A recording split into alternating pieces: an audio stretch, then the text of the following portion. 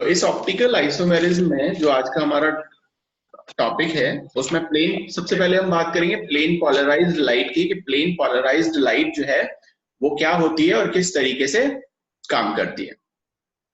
तो देखो, लाइट जो है वो सभी डायरेक्शंस के अंदर मूव करती है। अगर आप एक कमरे में किसी बल्ब को या किसी भी लाइट सोर्स को जलाते हो तो रोशनी एक पर्टिकुलर दिशा में होती है या पूरे कमरे में होती है? पूरे कमरे में होती है ना? तो लाइट जो है वो सभी डायरेक्शंस के अंदर प्रोपोगेट होती है या सभी डायरेक्शंस के अंदर जाती है। तो जो अनपोलराइज्ड लाइट होती है, वो अनपोलराइज्ड लाइट जो है वो कुछ इस तरह से होती है कि वो सभी डायरेक्शंस के अंदर मूव करती है। वो ऊपर भी, नीचे भी, लेफ्ट राइट दाएं बाएं हर तरीके से मूव करती है। ठीक है, तो उसे हम बोलते हैं ऑर्डिनरी लाइट, जो सामान्य जो लाइट है वो।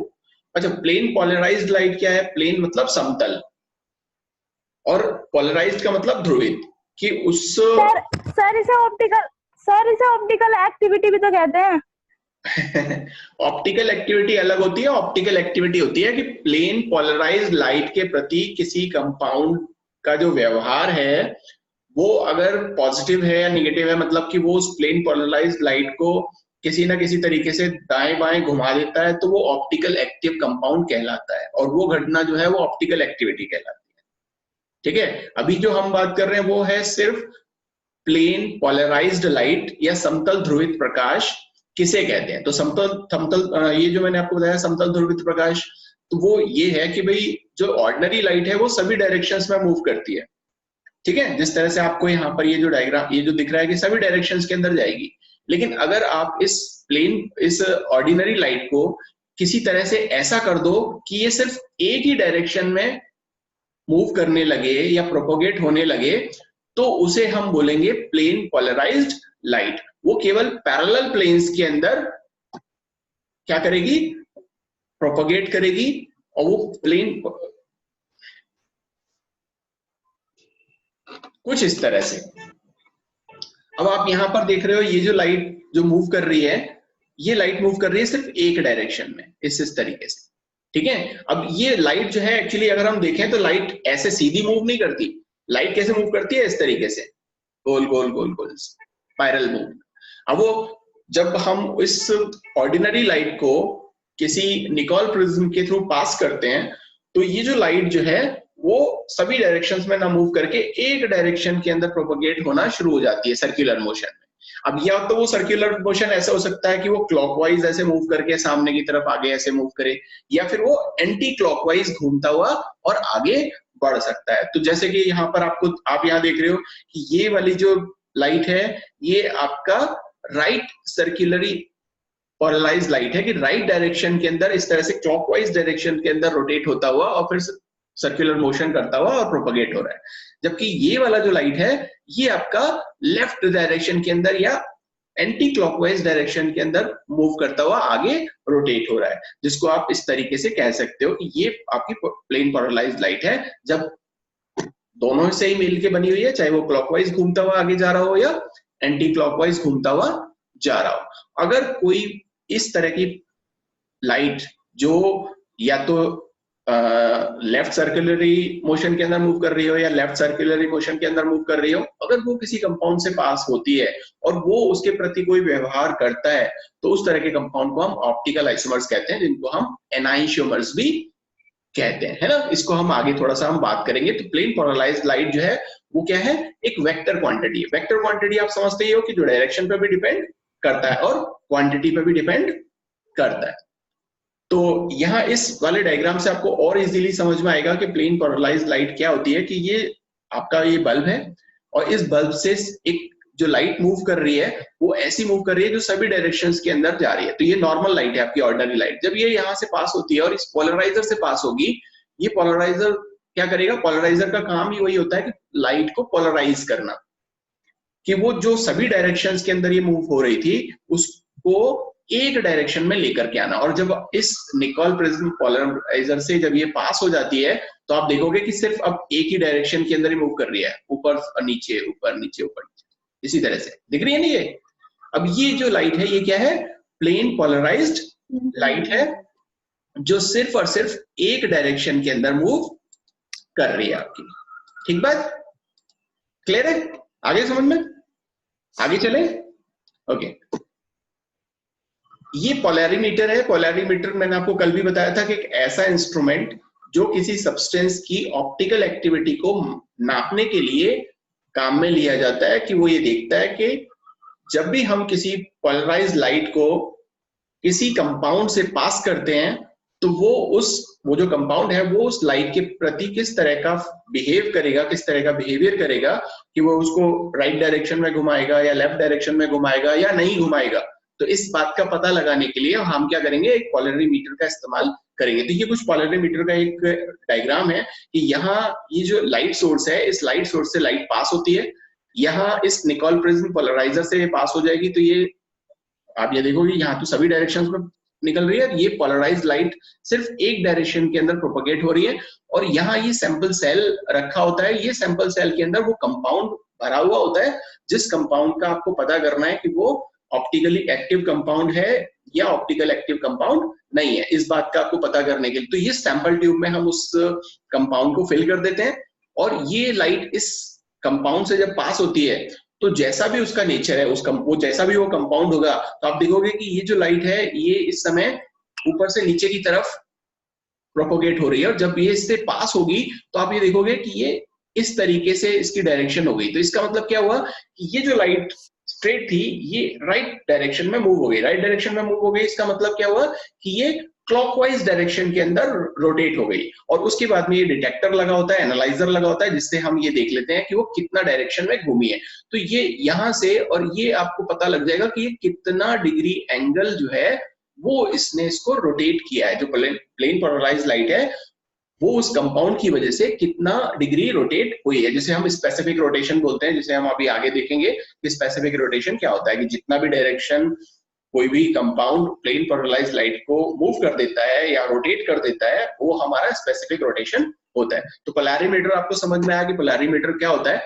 इसको हम फिलहाल ओमिट करते हैं, हमारा जो मेन काम है वो ये। अच्छा, अब ये एक दूसरा है डायग्राम जिससे आप थोड़ा सा और अच्छे से समझ पाए कि जो लैंप हम काम में लेते हैं, क्योंकि इसका जो सेटअप होता है कि कौन सा ऑर्डिनरी सोर्स आप काम में ले लाइट का जो आपको प्रोवाइड करे लाइट, तो हम क्या करते हैं बेसिकली एक सोडियम लैंप इस्तेमाल करते हैं, और सोडियम लैंप से जो ऑर्डिनरी लाइट है वो हम निकालते हैं। वही आपका पोलराइजर इसको प्लेन पोलराइज्ड लाइट में कन्वर्ट कर देता है। ये सैंपल सेल है, सैंपल सेल इसको राइट डायरेक्शन में घुमा दिया, और फिर यहाँ पर ऑब्जर्वेशन जो है हम देखते हैं, एनालाइजर लगा होता है, वो ये देखता है कि कितना डिग्री वो घुमा हुआ है, और केमिस्ट उस चीज को देख लेता है कि वो पोलैरिमीटर के थ्रू जो लाइट पास की है किसी कंपाउंड में से, वो किस तरीके से आगे रोटेट हुई है। ठीक है। सो ऑप्टिकली एक्टिव को अगर हम देखें तो जीन बैप्टिस्ट बायोट ने, जो एक फ्रेंच फिजिसिस्ट थे 1815 में, उन्होंने कुछ नेचुरल सब्सटेंसेस को लेकर के प्लेन पोलराइज्ड लाइट के प्रति उनका व्यवहार देखा कि ये प्लेन पोलराइज्ड लाइट जो है ये कंपाउंड किस तरीके से इसके प्रति बिहेव करते हैं। तो नेचुरल सब्सटेंसेस जैसे कि ग्लूकोज, निकोटीन, सुक्रोज वगैरह, इनको लेकर के, और बाद में उन्होंने देखा कि दो तरह के उन्होंने जो बिहेवियर है जो वो नोटिस किए। वो क्या बिहेवियर थे? पहला तो ये था कि जो कंपाउंड है, ये कंपाउंड, कुछ ऐसे कंपाउंड उन्हें मिले जो कंपाउंड लाइट के प्रति किसी टाइप का कोई बिहेवियर शो नहीं कर रहे थे। किसी टाइप का कोई बिहेवियर का मतलब कि वो अकायरल कंपाउंड थे। अगर हम उनसे प्लेन पोलराइज्ड लाइट को पास करते हैं तो वो उस प्लेन पोलराइज्ड लाइट के प्रति बिल्कुल इनएक्टिव, जैसे कि आप यहाँ पर इस डायग्राम में भी देख रहे हैं कि नॉर्मल लाइट जब इस पोलराइजर से पास होती है तो ये प्लेन पोलराइज्ड लाइट में कन्वर्ट हो जाती है, और जब इस सैंपल सेल से हम इसको पास करते हैं तो जब निकल करके लाइट आती है तब भी उसी तरह से होती है जिस तरीके से जब ये इससे पास हुई थी उससे पहले थी। तो इसका मतलब क्या हुआ? इसका मतलब ये हुआ कि उस कंपाउंड ने उस समतल ध्रुवित प्रकाश या प्लेन पोलराइज्ड लाइट के प्रति कोई व्यवहार नहीं रखा। तो ऐसे कंपाउंड्स को हम बोलते हैं अकायरल कंपाउंड्स, जो प्लेन पोलराइज्ड लाइट के प्रति किसी टाइप का कोई बिहेवियर शो नहीं करते हैं। कई बार इनको, इन अकायरल कंपाउंड्स को हम बोलते हैं optically inactive compound. Optically inactive क्यों बोला है? क्योंकि लाइट के प्रति उनका जो बिहेवियर है वो इनएक्टिव है, वो किसी तरह का कोई बिहेवियर उनके साथ में शो नहीं कर रहे होते हैं।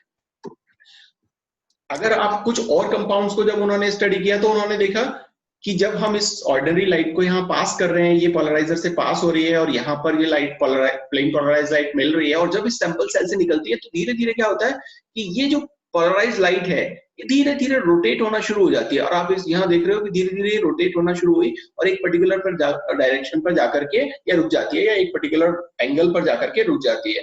तो जितना डिग्री एंगल इसने रोटेट किया है इस कंपाउंड ने उस प्लेन पोलराइज लाइट को, वो उसका स्पेसिफिक रोटेशन हो जाता है। वो दो तरह से बिहेव कर सकती है, जैसे मैं आपको अभी बता रहा था कि या तो वो क्लॉकवाइज डायरेक्शन में उसको रोटेट कर सकती है या एंटी क्लॉकवाइज डायरेक्शन में रोटेट कर सकती है। तो इस केस में अगर हम देखें, जो केस हमारे यहाँ पे सामने अगर है, तो ये लाइट है आपकी और इसको इसने राइट डायरेक्शन के अंदर मूव किया है, और इस राइट डायरेक्शन के अंदर मूव करने की वजह से इसको हम क्या बोलेंगे, ये क्लॉकवाइज डायरेक्शन में मूव कर रहा है या एंटी क्लॉकवाइज डायरेक्शन में मूव कर रहा है? क्लॉकवाइज डायरेक्शन में मूव कर रहा है। तो क्लॉकवाइज डायरेक्शन में मूव करने वाले जो कंपाउंड्स हैं या एंटी क्लॉकवाइज डायरेक्शन में मूव करने वाले जो कंपाउंड्स हैं, उनके लिए हम कुछ टर्म्स इस्तेमाल करते हैं। वो टर्म्स क्या होती हैं कि ऐसे कंपाउंड्स जो प्लेन पोलराइज्ड लाइट को क्लॉकवाइज डायरेक्शन में मूव कर देते हैं उनको हम बोलते हैं डेक्स्ट्रो रोटेटरी, दक्षिणावर्त घूर्णक। और जो उस प्लेन पोलराइज्ड लाइट को लेफ्ट डायरेक्शन में या एंटी क्लॉकवाइज डायरेक्शन में मूव कर देते हैं उनको हम बोलते हैं लेवो रोटेटरी या वामावर्त घूर्णक। और इसके लिए हमने कुछ सिंबल्स बनाए हुए हैं कि भाई डेक्स्ट्रो रोटेटरी कंपाउंड्स अगर आपके पास में है तो उसके लिए हमारे पास जो पहले सिंबल होता था वो डेक्स्ट्रो रोटेटरी का जो डी है वो हम इस्तेमाल करते थे कि भाई ये डेक्स्ट्रो रोटेटरी कंपाउंड है तो डी से हमने इसको रिप्रेजेंट किया। और अगर लेवो रोटेटरी कंपाउंड है जिसने उसको प्लेन पोलराइज्ड लाइट को एंटी क्लॉकवाइज घुमाया है तो उसके लिए हमने एल का इस्तेमाल किया लेवो रोटेटरी के लिए। लेकिन ये पुराने वो थे डिनोशंस थे, लेकिन आज जो हम इस्तेमाल करते हैं, न्यू डिनोशंस जो हम इस्तेमाल करते हैं वो इस्तेमाल करते हैं प्लस या माइनस। तो अगर वो आपका डेक्स्ट्रो रोटेटरी है तो उसके लिए हम पॉजिटिव का सिंबल यूज करते हैं, और अगर आपके वो लेवो रोटेटरी कंपाउंड्स हैं तो उन कंपाउंड्स के लिए हम क्या करते हैं, नेगेटिव साइन जो है उसका इस्तेमाल करते हैं। तो इस तरीके से ये आपके ऑप्टिकल एक्टिव कंपाउंड्स जो लाइट के प्रति जैसा बिहेव कर रहे हैं उस तरह से हमने उनको क्लासिफाई किया। ठीक है, तो अब आपको समझ में आया होगा कि प्लेन पोलराइज्ड लाइट क्या होती है, और प्लेन पोलराइज्ड लाइट के बाद में वो जो प्लेन पोलराइज्ड लाइट है वो उस कंपाउंड पर अलग अलग तरीके से कैसे बिहेव करती है, कि वो उसको राइट डायरेक्शन में घुमाएगी या उसको लेफ्ट डायरेक्शन में घुमाएगी, और घुमाने के बाद में हम उस कंपाउंड को किस तरीके से रिप्रेजेंट करें, किस तरीके से डिनोट करें। तो वो हमने देखा कि अगर वो क्लॉकवाइज डायरेक्शन में करता है या एंटी क्लॉकवाइज करता है तो उसको हम डेक्स्ट्रो रोटेटरी या लेवो रोटेटरी बोलते हैं। अभी थोड़ी देर पहले मैं आपको बात कर रहा था कि जब प्लेन पोलराइज्ड लाइट किसी कंपाउंड के से पास होती है तो वो एक पर्टिकुलर एंगल पर उसको रोटेट कर देती है। अब उसको हमने बोला कि वो जो पर्टिकुलर एंगल है वो उसे हमने बोला कि स्पेसिफिक रोटेशन। अब स्पेसिफिक रोटेशन क्यों है, क्योंकि हर कंपाउंड की एक स्पेसिफिक रोटेशन करने की कैपेसिटी होती है कि वो उस प्लेन पोलराइज्ड लाइट को कितना डिग्री रोटेट कर सकता है।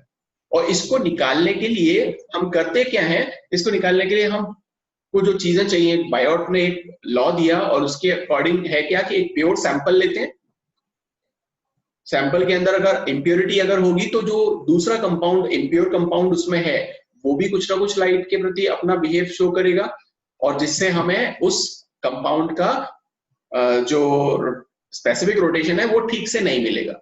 इसलिए हम क्या करते हैं, प्योर सैंपल आपको लेना पड़ता है। तो प्योर सैंपल आप लेंगे और वो प्योर सैंपल जो होगा वो जो कॉन्सेंट्रेशन है वो हम लेते हैं डेसीमीटर, उसमें क्या नाम है आपका, ग्राम पर मिलीलीटर में। ठीक है, ग्राम पर लीटर के अंदर आपने उस सैंपल को बना लिया सॉल्यूशन को, और जो सैंपल ट्यूब आप लेंगे वो सैंपल ट्यूब होती है आपकी 1 डेसीमीटर की, बहुत ही पतली कैपिलरी ट्यूब टाइप वो ट्यूब होती है, और 1 डेसीमीटर जो है उसकी लेंथ होती है। तो डेसीमीटर आपको मालूम ही है कितना होता है, क्यों अलीना? सेंटीमीटर ये तो आप जानते ही है ना, जानते हैं कि नहीं जानते? डेसीमीटर कितना होता है? 10 की पावर -1, 0.1 ना, 0.1 सेंटीमीटर। ओ सॉरी, अरे 1 मीटर के अंदर कितने सेंटीमीटर्स होते हैं? 100 और अलीना? Yes sir. हाँ, डेसीमीटर कितना होता है? सर आप बता दो। देखो आप मिलीमीटर पढ़ते हो, सेंटीमीटर पढ़ते हो, डेसीमीटर पढ़ते हो। डेसीमीटर होता है आपका 1/10 मीटर। 1/10 मीटर को आप बोलते हो कितना? डेसीमीटर। 10⁻⁻1। ठीक है, तो मैंने आपको बताया 10⁻⁻1 जो है वो आपका डेसीमीटर। तो इतना छोटी सी एक ट्यूब होती है 1 सेंटीमीटर के 10वें भाग की बराबर की, तो वो आप 1 मीटर के 10वें भाग के बराबर की, और वो आप यहाँ पर लेते हो और उसमें उस सैंपल को भरते हो जो ग्राम पर लीटर के अंदर होता है। और जो मैंने आपको अभी थोड़ी देर पहले बताया था कि सोडियम लैंप से आप ऑर्डिनरी सोर्स ऑफ लाइट जो है जिसे आप इस्तेमाल करते हो, तो सोडियम लैंप का येलो लाइट आप लेते हो। अब वो कितनी इंटेंसिटी का है कितना नहीं है वो आप लेते हो, और उस समय जो टेम्परेचर है, क्योंकि टेम्परेचर भी इसमें एक रोल प्ले करता है, इसलिए हमें वो टेम्परेचर भी लेना पड़ता है। तो ये सारी की सारी चीजें अगर आपके पास में होती हैं तो आप यहाँ पायलट लॉ जो इन्होंने दिया कि अल्फा क्या है, अल्फा वो है जो उसका ऑब्जर्व्ड रोटेशन है, जितना हमने ऑब्जर्व किया। जब हमने उस सैंपल पर प्लेन पोलराइज्ड लाइट को पास किया तो वहां कितना रोटेशन हमें दिखाई दिया, वो ऑब्जर्व्ड रोटेशन था।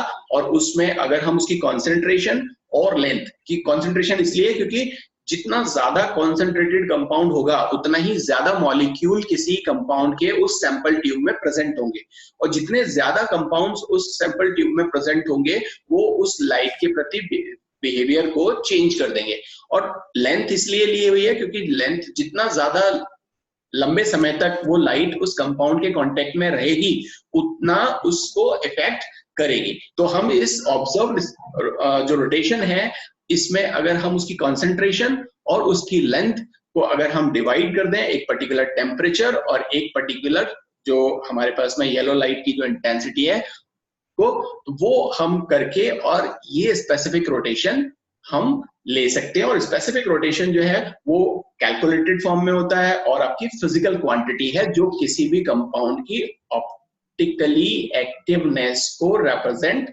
करती है। ठीक है ना। और एक कंपाउंड चाहे हमें वो किसी भी सोर्स से मिला हो, जैसे कि अगर आप सिट्रिक एसिड की बात करें तो सिट्रिक एसिड अगर हम किसी एक पर्टिकुलर सिट्रिक एसिड की बात कर लेते हैं, चलो, तो सिट्रिक एसिड आपको पता है कि जो हमारे सिट्रस फ्रूट्स होते हैं उन सिट्रस फ्रूट्स के अंदर सिट्रिक एसिड होता है। वो सिट्रिक एसिड आपका चाहे किसी भी फ्रूट से लिया हुआ हो या आपने उस सिट्रस एसिड को लैब में प्रिपेयर किया हो, अगर आप उनका स्पेसिफिक रोटेशन देखोगे तो उनका स्पेसिफिक रोटेशन सेम आएगा, वेदर उसका सोर्स कुछ भी हो। ठीक है, तो हमेशा स्पेसिफिक रोटेशन की वैल्यू जो है वो सेम होती है। दूसरी चीज क्या है कि अब सिट्रिक एसिड की अगर हम बात करें तो सिट्रिक एसिड वो आइसोमर भी होगा जो उस प्लेन पोलराइज्ड लाइट को क्या करेगा, मतलब क्लॉकवाइज रोटेट करेगा। और सिट्रस फ्रूट वो होगा, वो आइसोमर भी होगा जो उस लाइट को क्या करेगा, एंटी क्लॉकवाइज डायरेक्शन के अंदर में मूव करेगा। तो चाहे वो क्लॉकवाइज डायरेक्शन में मूव करे या वो एंटी क्लॉकवाइज डायरेक्शन में मूव करे, उसकी जो वैल्यू है वो हमेशा क्या आती है, सेम आती है। उसकी वैल्यू क्या आएगी, हमेशा सेम आएगी। जैसे कि अगर हम इस एग्जाम्पल से यहाँ पर देखें तो हमने एक लैक्टिक एसिड यहाँ पर लिया हुआ है। ठीक है, ये लैक्टिक एसिड है हमारे पास में। अभी आप लोगों को यहाँ पे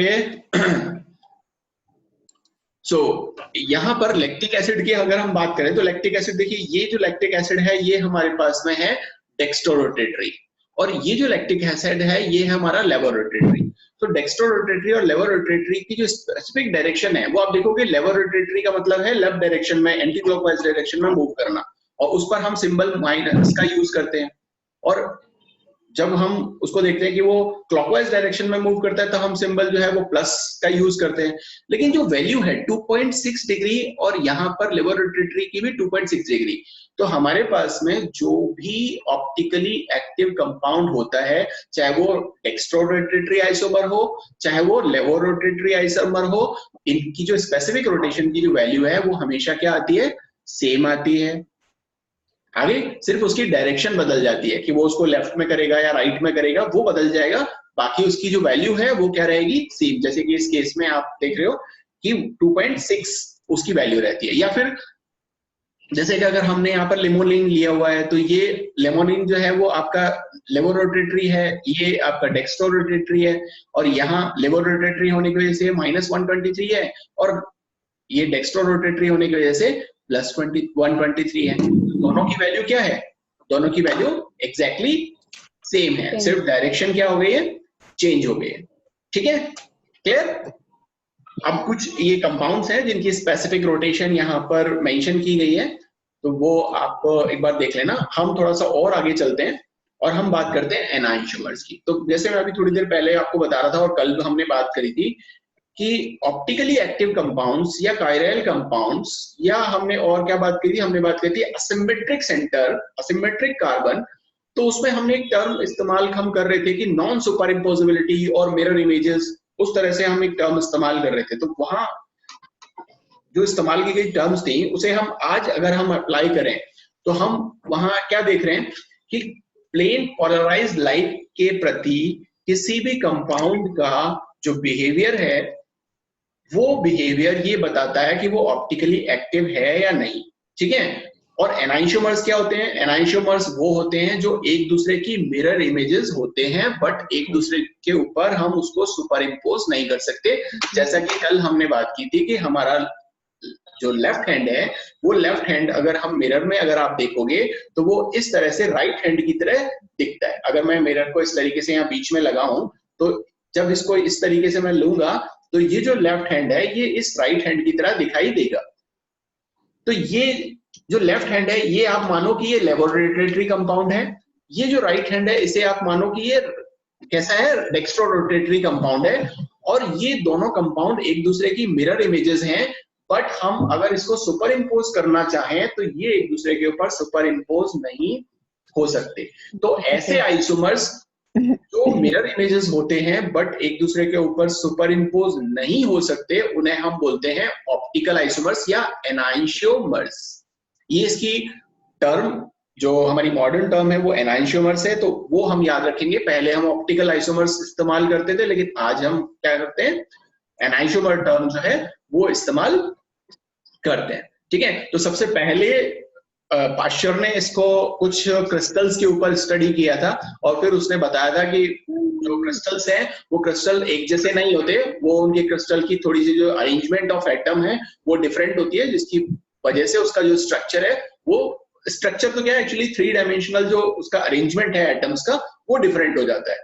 क्योंकि कल जैसे हमने बात की थी जो कॉन्स्टिट्यूशनल आइसोमेरिज्म की बात की थी, जिसमें हम देख रहे थे कि जो नंबर ऑफ एटम्स तो बराबर रहते हैं, मॉलिक्यूलर फार्मूला तो सेम रहता है, लेकिन जो उनका ज्वाइनिंग नेचर है, जो अलग अलग तरीके से वो जुड़ सकते हैं, वो क्या होता है? डिफरेंट होता है, उसका कॉन्स्टिट्यूशन डिफरेंट होता है। लेकिन एक जो दूसरे हमारे कॉन्फ़िगरेशनल हैं उसमें हम देखते हैं कि उनका कॉन्फ़िगरेशन सेम है, लेकिन उसकी जो स्पेशियल अरेंजमेंट है वो डिफरेंट हो जाती है। अब वो डिफरेंट कैसे हो जाती है? जैसे कि हम इसी एग्जांपल में देखें जो हम यहाँ देख रहे हैं कि ये जो आपका एक कार्बन है, ये कार्बन से 4 अलग अलग ग्रुप्स जुड़े हुए हैं, जैसे W है, X है, Y है, Z है। ये W और Z ये वर्टिकली अरेंज्ड हैं और X और Y जो है वो हॉरिजॉन्टली अरेंज्ड हैं। अगर हम इसको यहाँ पर ये बीच में हमने ये मिरर लगाया हुआ है और इस मिरर के थ्रू अगर हम इसको यहाँ देखेंगे तो ये कुछ हमें इस तरीके का दिखाई देगा। तो देखो अरेंजमेंट तो सेम ही है। अगर मेरा ये हाथ है तो ये हाथ बिल्कुल अरेंजमेंट यहाँ पर आपको बिल्कुल सेम नजर आएगी। इधर भी 4 उंगलियां एक थंब है और इस वाले हाथ में भी 4 उंगलियां और एक थंब है। ठीक है, अरेंजमेंट भी सबका है बिल्कुल बराबर है कि पहले थंब है, फिर हमारी इंडेक्स फिंगर है, फिर मिडल फिंगर है, फिर आपकी रिंग फिंगर है, फिर आपकी स्मॉल फिंगर है। ऐसा तो नहीं है कि ये वाली इंडेक्स फिंगर यहाँ लग गई हो दूसरे हाथ में, नहीं है ना। तो अरेंजमेंट बिल्कुल सेम है, लेकिन डायरेक्शन डिफरेंट है कि जो थंब इस डायरेक्शन में मुझे दिखा रहा था कि भाई ये राइट डायरेक्शन में है, और इस हाथ का जो थंब जो है उसकी डायरेक्शन क्या है? यहाँ पर लेफ्ट डायरेक्शन मुझे वो शो कर रहा है। तो यहाँ डायरेक्शन चेंज हो जाती है, अरेंजमेंट चेंज हो जाता है 3 डायमेंशनल, जिसकी वजह से उसका जो बिहेवियर है वो चेंज हो जाएगा। और उसको स्टडी करने के लिए हमने यहाँ पर ऑप्टिकल आइसोमेरिज्म लिया है और लाइट के प्रति उसका बिहेवियर देखा है कि लाइट को किस तरीके से वो चेंज करता है, जिससे हम ये पता लगा पाए कि वो कंपाउंड डेक्स्ट्रोरोटेटरी है या लेवोरोटेटरी है, या वो कंपाउंड एक ही तो नहीं है, या डिफरेंट डिफरेंट कंपाउंड्स हैं वो। तो ये सिर्फ हमारा पता लगाने का तरीका है कि वो एक ही कंपाउंड है या अलग अलग तरह के कंपाउंड्स है वो, ठीक है। सो ये आपके एनाइंशियोमर्स। अब पाश्चर ने जब कार्बन को स्टडी किया, वॉन हॉफ ने जब देखा कि भाई कार्बन, सबसे पहले आपको याद भी होगा कि कार्बन की जो 4 टेट्राहेड्रल जो स्ट्रक्चर थी वो सबसे पहले नहीं दी थी। सबसे पहले जो उसकी स्ट्रक्चर थी वो हम क्या देते थे, सबसे पहले हम उसकी स्ट्रक्चर को ऐसे ही देते थे कि आपका ये जो कार्बन होता है, ठीक है, एक मिनट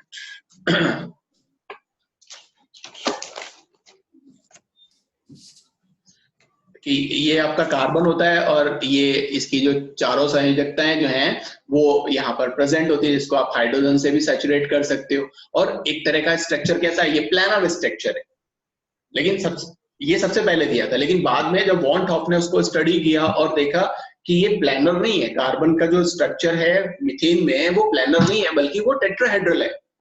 जो बॉन्ड एंगल है वो यहाँ पर जो बॉन्ड एंगल आएगा वो बॉन्ड एंगल यहाँ पर 90 डिग्री का आ रहा है, जबकि एक्चुअली में ये जो बॉन्ड एंगल है वो 90 डिग्री का आता ही नहीं है। वो ये जो एंगल है वो 109 डिग्री 28 मिनट्स का आता है।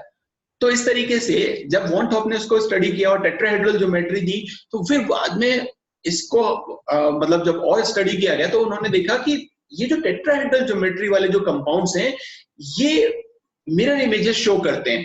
बाकी के आपके जो स्क्वायर प्लानर कॉम्प्लेक्सेस होंगे या आपके स्क्वायर पिरामिडल कॉम्प्लेक्सेस होंगे या ट्रायगोनल पिरामिडल कॉम्प्लेक्सेस होंगे या आपके जो टेट्राहेड्रल कंपाउंड्स हैं वो होंगे, तो वो कंपाउंड्स ऑप्टिकल एक्टिविटी शो नहीं करते हैं या वहां पर वो मिरर इमेजेस शो नहीं करते हैं, ठीक है। तो उसके बारे में हम जब स्टडी करेंगे, जब हम अभी जब सेकेंड ईयर में हमारे पास में एक चैप्टर आएगा, ठीक है, जहां पर हम कुछ कोऑर्डिनेशन कंपाउंड्स को स्टडी करेंगे और वहां हम टेट्राहेड्रल स्ट्रक्चर स्टडी करेंगे, वहां पर हम स्क्वायर प्लानर कॉम्प्लेक्सेस स्टडी करेंगे और ऑक्टेनल कॉम्प्लेक्सेस स्टडी करेंगे और उनकी आइसोमेरिज्म को स्टडी करेंगे, ठीक है, तब हम उस पर बात करेंगे। फिलहाल मैं आपको यहाँ पर जो बताना चाह रहा हूँ वो ये कि टेट्राहेड्रल कंपाउंड्स, डिफरेंट जो टेट्राहेड्रल कंपाउंड्स हैं, वॉन हॉफ ने जब उसका टेट्राहेड्रल स्ट्रक्चर दिया और वो ये बताया कि ये मिरर इमेजेस शो करते हैं। और मिरर इमेजेस शो करते हैं इसका मतलब क्या है कि वो जो टेट्राहेड्रल कंपाउंड है, पहली शर्त वहां पर ये थी कि चारों के चारों जो ग्रुप्स हैं वो कैसे होने चाहिए, डिफरेंट होने चाहिए, ठीक है, तब वो मिरर इमेजेस शो करेगा। जैसे आप यहाँ पर देख रहे हो कि चारों के चारों जो ग्रुप्स हैं ये क्या है, ये डिफरेंट ग्रुप्स हैं। यहाँ पर जो कल हमने कौन सी टर्म यूज की थी उसके लिए, असिमेट्रिक कार्बन या कायरल कार्बन, ठीक है। और इसको हम यहाँ पर उस कार्बन को जिसमें चारों जो अलग अलग डिफरेंट ग्रुप से या एटम से वो सराउंडेड है, तो उस कार्बन को हम एस्टेरिस्क लगा करके शो करते थे, है ना। तो पहली शर्त तो ये है कि डिफरेंट ग्रुप्स अटैच होने चाहिए, और दूसरा ये है कि वो एक दूसरे की मिरर इमेज होनी चाहिए, और तीसरी बात ये है कि वो मिरर इमेजेस एक दूसरे के ऊपर सुपर इम्पोज या अधोरोपित नहीं होनी चाहिए, ठीक है। सो एनाइंशियोमर्स ये हम देख चुके हैं पहले ही कि ये मिरर इमेजेस हैं, और ये मिरर इमेजेस होने के नाते इनकी अरेंजमेंट जो है, स्पेशल अरेंजमेंट वो डिफरेंट है। डेक्स्ट्रो रोटेटरी है, लेवो रोटेटरी है। डेक्स्ट्रो रोटेटरी जो है उसको हम